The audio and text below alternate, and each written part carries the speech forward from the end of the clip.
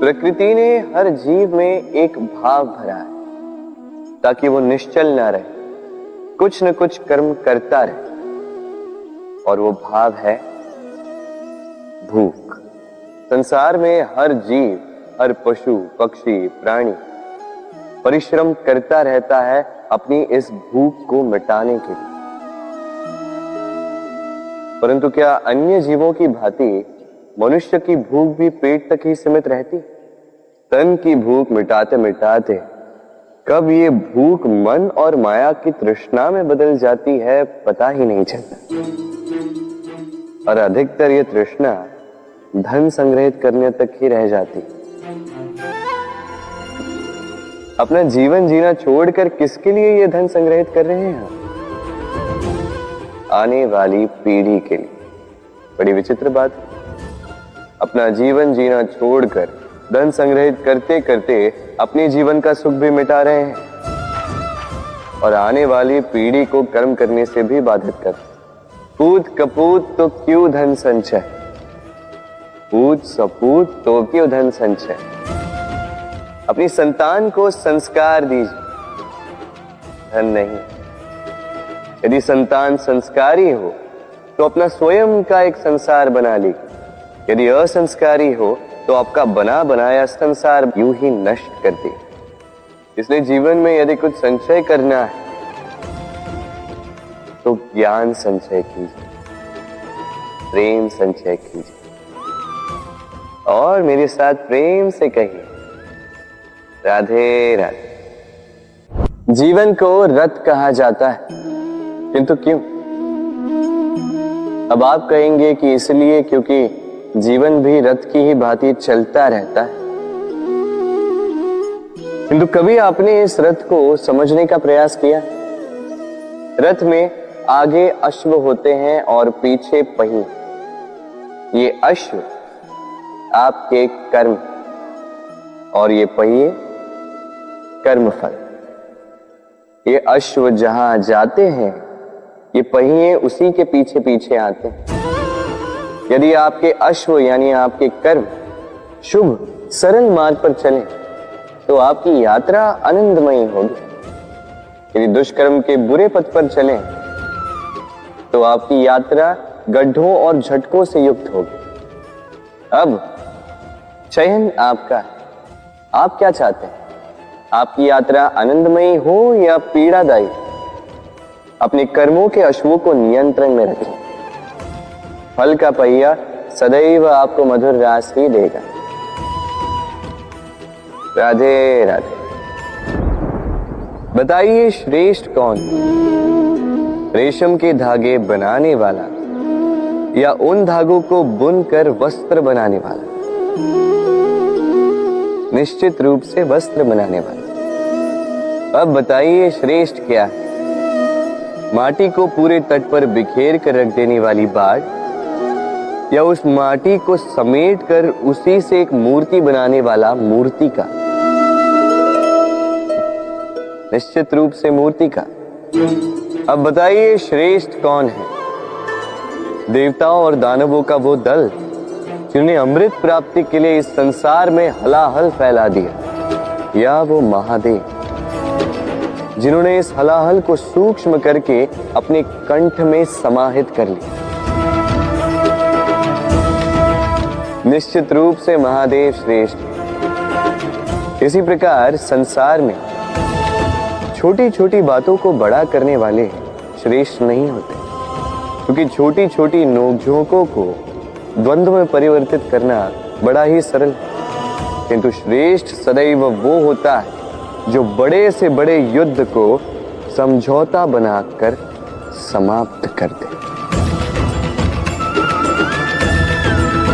राधे राधे। संसार में सबसे कठिन कार्य क्या है? कोई कहेगा पर्वत पर चढ़ना, कोई कहेगा तैरना, कोई कहेगा उड़ना। किंतु क्या ये वास्तव में कठिन है? असल में देखा जाए तो बस ये थोड़े भिन्न है। जो कर्म हमारे लिए करना थोड़े भिन्न हो, हम उसे कठिन समझ लेते। जैसे तैरने की कला भिन्न है,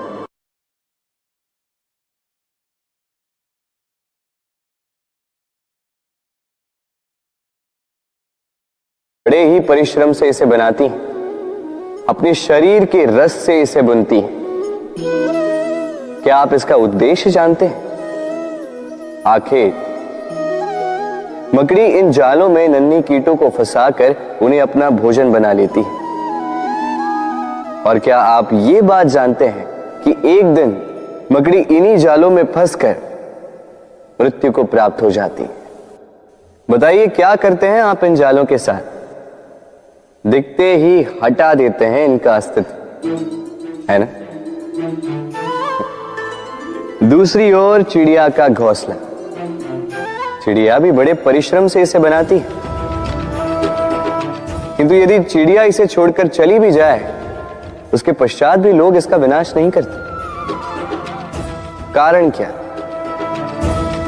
कारण यह है कि इसका निर्माण जीवन के संचयन के लिए किया गया था, आखेट के लिए नहीं। स्मरण रखिएगा, जीवन में आपका परिश्रम कितना भी अधिक हो, यदि आपका लक्ष्य शुभ ना हो तो आपको भी विनाश पाना ही होगा। तो सृजन करते रहिए और मगन होकर कहिए राधे राधे।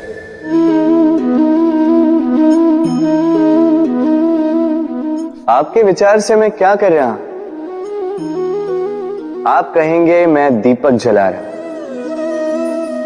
सही, किंतु प्रश्न ये उठता है कि क्या मैंने आपसे कहा कि ये दीपक है? नहीं। क्या इस दीपक ने स्वयं अपना परिचय आपको दिया? नहीं। फिर आपने कैसे जाना कि ये दीपक है? उत्तर है प्रकाश, जो स्वयं जलकर अंधकार में संसार को राह दिखाए, वो दीपक है। जो निराशा में आशा की ज्योत दिखाए, वो दीपक है। दूसरी ओर सर्प है, जो दिखे नहीं, बस फुफकार दे तो लोग भयभीत हो जाते हैं। अर्थात व्यक्ति का परिचय उसके कर्मों से मिलता है, इसलिए आपको ये बताने की आवश्यकता नहीं कि आप कौन हैं। ये आपके कर्म ही निश्चित करेंगे कि लोग आपसे दीपक समझकर प्रेम करेंगे या सर्प समझकर भयभीत रहेंगे। राधे राधे। समय कितना विचित्र होता है। समय हमारे साथ हो तो हम स्वयं को राजा मान लेते हैं। वही समय यदि विरुद्ध हो जाए तो रंक बनने में समय नहीं लगता। इसलिए मनुष्य की एक आदत होती है, बुरे समय के लिए कुछ बचा कर रखता है। संबंधी, मित्र बुरे समय में साथ छोड़ देते हैं। यश, मान बुरे समय में चला जाता है। तो व्यक्ति सोचता है क्यों ना धन संचय कर। धन का तो कोई मन नहीं होता जो समय आने पर बदल जाए। संसार कहता है कि धन का संचयन करते रहो, बुरे समय में काम आएगा ही। मैं कहता हूं शुभ कर्म करते रहो, आनंदित रहो, स्वयं पर और ईश्वर पर विश्वास रखो, बुरा समय कभी आएगा ही नहीं। राधे राधे। प्रकृति ने मनुष्य को एक विशेष शक्ति दी, अन्य जीवों से अधिक शक्ति दी, स्मरण शक्ति। यही शक्ति मनुष्य को अन्य जीवों से भिन्न बनाती, इतिहास लिखने की प्रेरणा देती, ज्ञान को पीढ़ी दर पीढ़ी आगे भी बढ़ाती।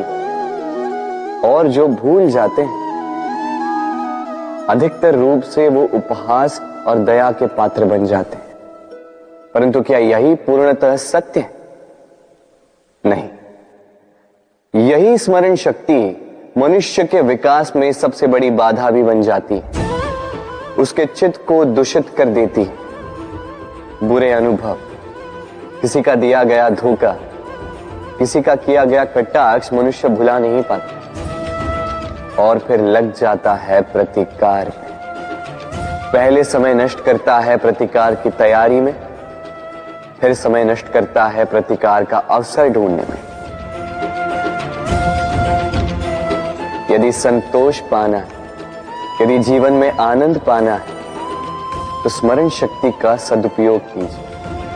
अपनी स्मरण शक्ति को केंद्रित कीजिए केवल अच्छी बातों और अच्छी यादों की ओर। जीवन में प्रसन्नता आए।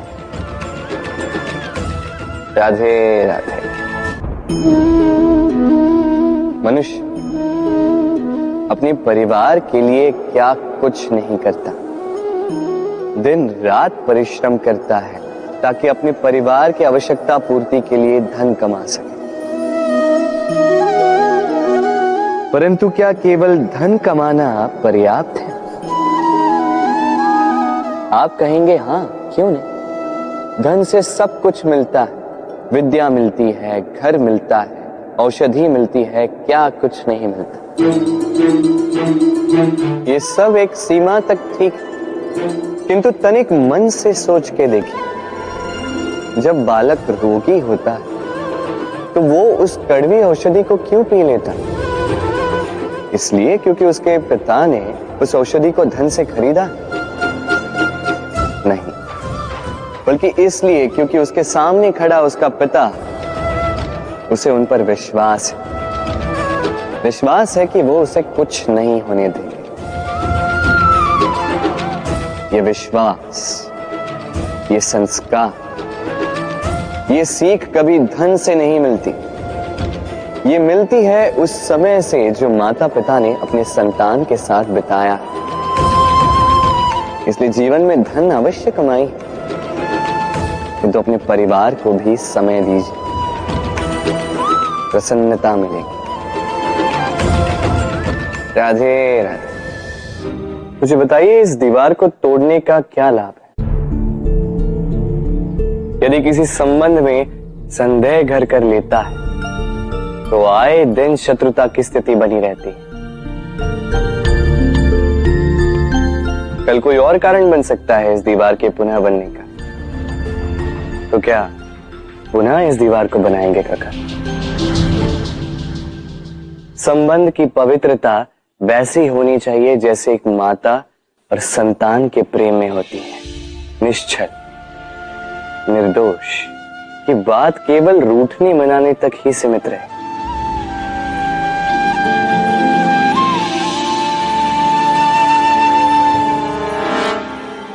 और कोई भी घुसपैठिया आकर भावों को दूषित न कर पाए। ना कोई वस्तु, ना कोई परिस्थिति, ना कोई व्यक्ति, कोई उन्हें अलग न कर पाए काका। सोचिए, यदि ये दीवार पुनः बननी है तो इसे तोड़ा ही क्यों जाए? यदि मन में एक अटूट संबंध स्थापित करने का दृढ़ निश्चय ही ना हो तो क्यों तोड़े इस दीवार को? बताइए, है विश्वास, है अटूट विश्वास कि ये संबंध कभी ना टूटेगा? यदि है तो तोड़ दीजिए इस दीवार को, अन्यथा पति पत्नी का संबंध सबसे बड़ा संबंध माना जाता है और है भी। सप्तपदी लेकर 7 जन्मों तक दोनों एक दूसरे के साथ जुड़ जाते हैं, एक दूसरे के अर्धांग बन जाते हैं। अर्धांग अर्थात अर्ध अंग। क्या इसका महत्व आप समझ पा रहे हैं? अपना समस्त जीवन किसी के साथ बांटना। किंतु क्या संसार के सारे पति पत्नी एक दूसरे के साथ अपना समस्त जीवन बांट सकते हैं? क्या इसमें सभी सक्षम रह पाए हैं? अपना जीवन किसी और के साथ बांटने के लिए सबसे महत्वपूर्ण बात है स्वीकृति, स्वीकार करना। सामने वाले व्यक्ति को स्वीकार करना, उसकी अच्छाइयां भी, उसकी बुराइयां भी। संपूर्णतः रूप से व्यक्ति को स्वीकार करना होगा, तभी ये संबंध बढ़ेगा, तभी ये संबंध और भी सुंदर बनेगा। एक दूसरे के दोष ढूंढना, उन्हें गिनाना, ये केवल और केवल एक ही कार्य करता है, इस संबंध के जीवन का नाश करता है। बस बदले में होना ये चाहिए, एक दूसरे के दोष समझकर उन्हें आभास करवाए बिना उन्हें सुधार देना चाहिए, उनकी कमियों को उनकी शक्ति बना देनी चाहिए।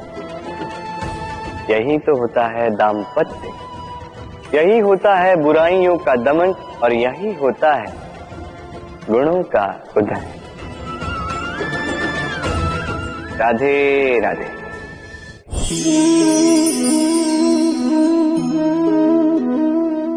कंकड़ इतना छोटा सा कि उंगली पर आ जाए, किंतु सोचिए यदि यही कंकड़ आंख में लग जाए तो कितनी बड़ी समस्या बन जाता है। अब सोचिए ये कंकड़ आपके मार्ग में है, आप पादुकाएं पहनकर बड़ी सरलता से आगे निकल जा सकते हैं, किंतु यदि यही कंकड़ आपके पांव और पादुकाओं के बीच फंस जाए तो आप ठीक से चल नहीं पाएंगे, भले ही वो मार्ग पुष्पों से भरा क्यों ना हो। अर्थात आप बाहर की समस्याओं से, उन चुनौतियों से लड़ सकते हैं, भीतर की नहीं। भीतर की समस्याओं से लड़ना अत्यंत कठिन होता है, इसलिए सर्वप्रथम आप भीतर से शक्तिशाली हो जाइए, भीतर से पूर्ण हो जाइए, फिर आप इस संसार के समस्त समस्याओं और चुनौतियों से लड़ सकते हैं, आप विजयी हो सकते हैं। राधे राधे। प्रेम, ये प्रेम इस संसार में किसे नहीं भाता, हर किसी ने प्रेम का अनुभव किया ही, हर कोई जानता है ये प्रेम कितना सुंदर है, क्यों ना? ये प्रेम भाव इस संसार में सबसे शक्तिशाली भाव। अब हर शक्ति के साथ आते हैं कुछ उत्तरदायित्व। अब जैसे ही ये उत्तरदायित्व तो हमारे जीवन में आते हैं, हम सर्वप्रथम प्रेम को भूल जाते हैं, फिर हमें ये प्रेम, ये बोझ लगने लगता है। किंतु इस संसार का सत्य तो यही, हर प्रसन्नता के साथ उत्तरदायित्व आएंगे जिसका पालन हमें करना ही होगा। अब यदि मैं आपको उदाहरण दूं,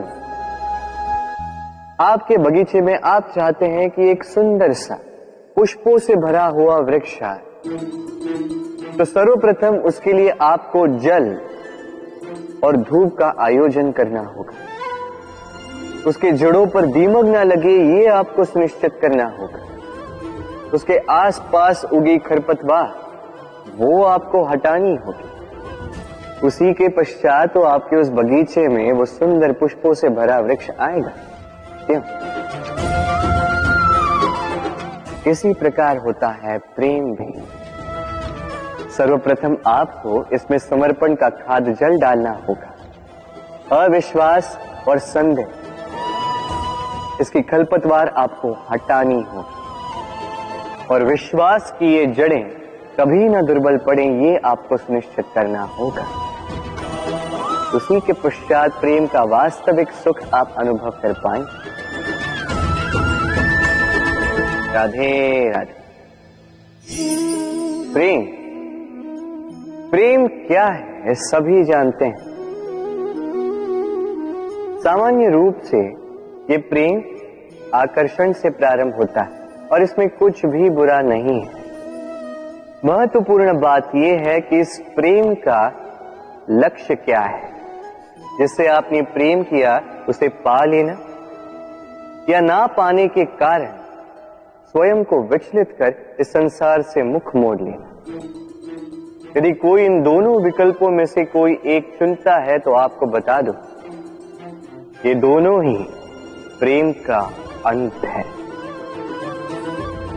प्रेम का असली अर्थ है समर्पण, संपूर्ण निस्वार्थ समर्पण। ऐसा प्रेम जिसमें जिनसे आपने प्रेम किया उसको पाने की प्रसन्नता आपका लक्ष्य नहीं है, जिनसे आपने प्रेम किया उसे प्रसन्न करना आपका लक्ष्य हो। ये प्रेम ईश्वर है, किंतु यदि इस प्रेम में पूर्णतः समर्पित नहीं होंगे तो इस प्रेम में एक आकार नहीं हो पाओगे। किंतु यदि इस प्रेम में स्वयं को पूर्णतः समर्पित कर दिया तो समझो इसी प्रेम में आप ईश्वर पाओगे। राधे राधे। सम्मान, संबंध दोनों एक दूसरे के साथ ऐसे जुड़े हैं जैसे दीपक और बाती। ना कोई कम है ना कोई अधिक, दोनों का अधिकार समान होना चाहिए, जैसे पति पत्नी का संबंध। अब इसमें पति का अर्थ स्वामी नहीं, साथी। उसका कर्तव्य है साथ देना, आदेश देना नहीं। और ये संबंध सहकार से बनता है, अधिकार से नहीं। हाथ बढ़ाने से बढ़ता है, उंगली उठाने से नहीं। यदि इस संबंध में एक दूसरे का मान रखोगे, एक दूसरे का सम्मान करोगे, तभी ये संबंध बढ़ेगा, तभी ये संबंध अभिमान योग्य बनेगा। राधे राधे। सूर्य की किरणें कितनी दिव्य होती हैं ना। प्रतीत ही नहीं होता कि ये सूर्य रात्र भर अंधकार से जूझ रहा था। ये सूर्य प्रतिदिन उदित होता है, ये भुलाकर कि पिछली सांझ में ये डूब गया था। फिर से उदित होता है, सारे संसार को प्रकाश देता है। यही अंतर है हम में और सूर्य में। सूर्य बीती को बिसार कर आगे बढ़ता है, हम प्रतिदिन भोर में उठते हैं, वही पुरानी बातों को साथ लेकर चलते हैं, उसी कड़वाहट में स्वयं को लपेट लेते हैं। अब यही बीती बातों की श्रृंखला हमें जीवन में आगे बढ़ने ही नहीं देती। देखिए, यही जीवन है। भूल सबसे होती है, अपयश सबको मिलता है, सबकी यात्रा में असफलता लिखी है, सभी बुरे दिन देखते हैं। किंतु इन सारी बातों को भुलाकर जब जीवन में आगे बढ़ोगे, तभी तो इस संसार में, इस आकाश में सूर्य बनकर चमकोगे, तभी तो इस संसार को प्रकाश दोगे। इसलिए प्रतिदिन जागिए, एक नए जन्म के साथ, एक नए उत्साह के साथ, एक नए लक्ष्य के साथ। क्योंकि ये बीती बातें आपको पीड़ा देने के लिए नहीं, केवल शिक्षा देने के लिए होती हैं। राधे राधे। नवरात्रि का पर्व आरंभ हो चुका है और ये पर्व अत्यंत भव्य है, क्योंकि ये पर्व जगत माता से जुड़ा है। मां कितना छोटा सा शब्द है, किंतु ठीक से देखो तो समस्त संसार इसी शब्द में समा है। मां जो अपनी संतान के लिए हर संभव प्रयास करती है, कुछ भी करने के लिए सज्ज रहती है। मां जिसका सबसे बड़ा गुण निश्चलता, मन में ना कोई पूर्वाग्रह, ना कोई भेदभाव, ना कोई छल कपट, और इतनी भोली होती है मां। संतान भले ही झूठा रो दे, मां को लगता है कि कदाचित वास्तव में भूख लगी होगी। मां चाहे जन्म देने वाली हो, चाहे पालने वाली, स्वर्ग, ये स्वर्ग हमें मां के चरणों के नीचे ही प्राप्त होता है। इसी मां को हमारा शत शत प्रणाम। राधे। सहनशीलता मां का दूसरा सबसे बड़ा गुण। कहते हैं कि धरती से अधिक सहनशील और कोई नहीं। उसे खोदने के पश्चात भी धरती हमें फसल देती है, किंतु मां, ये मां धरती से कम सहनशील नहीं। तनिक सोचिए, 9 माह तक संतान को अपनी कोख में रखना, क्या ये सहनशीलता कोई पुरुष दिखा सकता? क्या ये सहनशीलता कोई पिता दिखा सकता है? स्त्री में शील भले, सहनशीलता की परिभाषा उसे मां बनने के पश्चात प्राप्त होती है। स्वयं का अस्तित्व भुलाकर संतान का अस्तित्व बनाती है। शिशु की लात खाकर भी आनंद से उसे दूध पिलाती है। ये होती है मां। और इसी मां जननी को हमारा शत शत प्रणाम। राधे राधे। मां का एक और सबसे महान गुण स्वयं को ढालने की अद्भुत शक्ति। जिस प्रकार एक मां स्वयं को ढाल सकती है और कोई नहीं कर सकता। मां एक महानदी की भांति है जिसकी ऊर्जा असीमित है किंतु अहंकार बिल्कुल नहीं। जिस प्रकार एक नदी ढलान के अनुरूप मुड़ जाती है, उसी प्रकार एक मां अपने संतान के अनुरूप ढल जाती है, चाहे जैसी भी परिस्थिति हो। उसके सोने के समय के अनुरूप स्वयं का सोना, उसके जागने के समय के अनुरूप स्वयं का जगना। संतान की इच्छा का भोजन वो स्वयं का मनपसंद भोजन बना लेती। ये मां का आंचल ही तो है जो धूप में छाप बनकर आता है, जो शीत में कंबल बनकर आता है। मां ऐसी होती है कि संतान की निद्रा ना टूटे, इसलिए एक करवट सोने का अभ्यास कर लेती और इतना स्वयं को केवल वही ढाल सकती है जो संतान की ढाल बन सकती। इसी मां को हमारा शत शत नमन। राधे राधे। मां के दो और सबसे महान गुण साहस और संबल। साहस ये कि वो अपने संतान के लिए कुछ भी कर सकती, और संबल ये कि वो अपनी संतान को कभी टूटने बिखरने नहीं देगी। तनिक सोचिए, जब भी आपको चोट लगती है, चीख से पूर्व मां का नाम मुख में क्यों आता है? तनिक सोचिए, जब आपको बल की आवश्यकता होती है, साहस की आवश्यकता होती है, आगे आप अपना मार्ग देख रहे हैं जो अत्यंत कठिन प्रतीत हो रहा है, तब मुख से मां की ही शपथ क्यों निकलती? क्योंकि मां ही है जो हमें साहस देती है, मां ही है जो हमें सहारा देती है। मां जानती है कैसे हमारी उंगली पकड़ के हमें चलना सिखाना है। मां ये भी जानती है कि कैसे कान पकड़ के हमें उचित मार्ग पर लाना है। इसी साहसी मां को हमारा शत शत नमन। राधे राधे। कभी आपने सुना है हिरणी सिंह से बचने के स्थान पर उससे जाके लड़ पड़ी? हिरणी ने सिंह पर आक्रमण कर दिया। कभी सुना है? कभी नहीं। किंतु ऐसा हो सकता है, ऐसा होता भी है, और ये होता तब है जब हिरणी के शावक संकट में हो। जब उन्हें सिंह से प्राणों का संकट हो, तब हिरणी भी आके सिंह से लड़ पड़ती है, उससे भिड़ पड़ती है, क्योंकि वो मां है और मां अपनी संतान के लिए कुछ भी कर सकती है। ये ममता है, ये जितनी कोमल हो सकती है उतनी ही कठोर भी हो सकती है, और अपने संतान के हित के लिए वो क्रोध की पराकाष्ठा पार करते हुए अपने संतान की सुरक्षा करके ही रहेगी।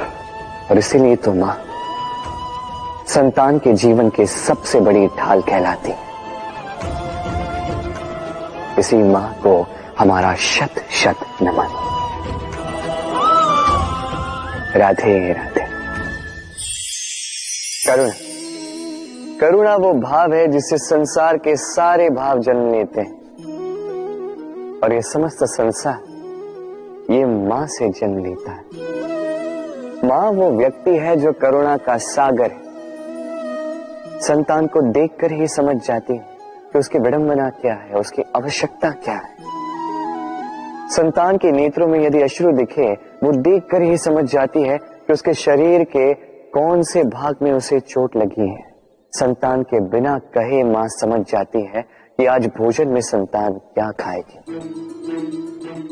ये होती है मां। माँ करुणा का सबसे बड़ा रूप है। और आज के युग में मनुष्य जो है थोड़ा भी आगे क्यों ना निकल जाए, माँ को तो पीछे ही छोड़ देता, माँ को भूल ही जाता है। ये भूल आप कभी ना करें, कभी ना करें, क्योंकि माँ वो करुणा है जो यदि आपके जीवन से चली गई उसके पश्चात आप जीवन अवश्य जिएंगे,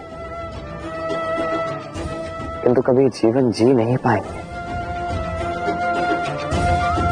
उसके पश्चात आपके जीवन से आपका ये मूल्यांकन, आपके जीवन से करुणा का ये भाव, ये भी आप खो दोगे। आपकी मां सबसे अधिक महत्वपूर्ण है। यदि मां को खो दिया तो समझ लीजिए सब कुछ खो दिया। इसलिए मां को सदैव स्मरण रखिए, सदैव उसे प्रेम दीजिए और मेरे साथ कहिए राधे राधे।